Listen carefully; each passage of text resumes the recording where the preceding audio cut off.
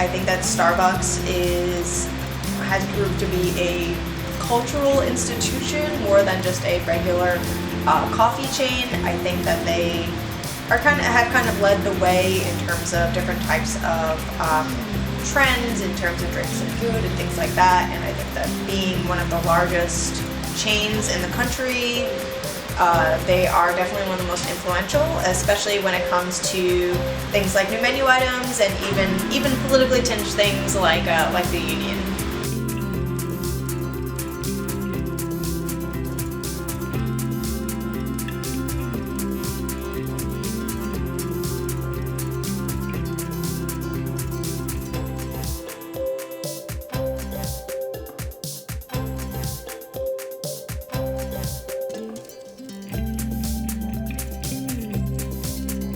So the Oleato is coffee with cold-pressed extra virgin olive oil added. And those details are important because cold-pressed extra virgin olive oil really tastes like olive oil. It's going to have those sort of robust, grassy notes and probably be a little bit peppery. And so when you're drinking an Oleato, you're really going to taste the olive oil.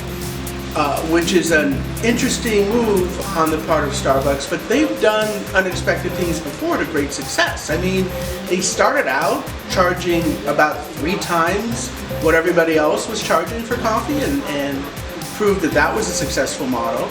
They convinced Americans and the world that in the fall you're supposed to have pumpkin spice lattes. Now pretty much every coffee chain has that, and in recent years they also introduced the cold foam, which is aerated skim milk, sometimes flavored, that you scoop on top of coffee. And now most of the other coffee chains have that. So it's possible that olive oil in coffee could become a broader trend. We've already seen butter being added to coffee. That was something that keto diet people were into. So we'll see how it goes. The flavor of olive oil is kind of unusual, but what we've seen is that people are more willing to drink menu items that are good for them than to eat them, and which is why we're seeing all sorts of energy drinks that have kind of aggressive sour flavors. It's why green tea, which is not really suited to the average American palate, nonetheless people are drinking it. And olive oil has a great health halo. It's part of the Mediterranean diet, which is widely acclaimed by public health people. It's high in heart-healthy monounsaturated fats. It has antioxidants, and maybe that'll be enough to convince people to try it, and then maybe they'll actually like it.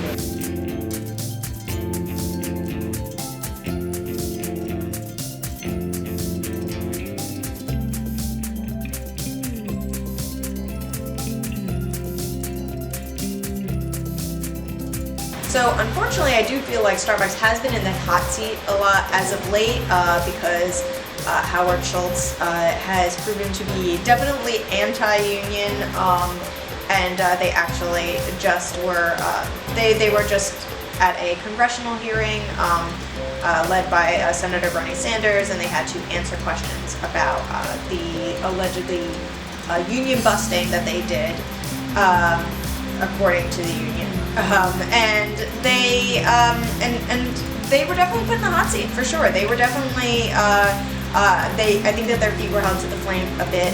It's interesting though because I feel like Starbucks is a little bit of it's an odd dichotomy because I think that Starbucks was previously associated with being a liberal company, and probably still is because they led the way when it comes to DE&I goals. They were the first, I think they were one of the first companies in 2020 following basically the civil rights protest wave in summer of 2020. They were one of the first major companies in America to introduce new and improved DE&I goals.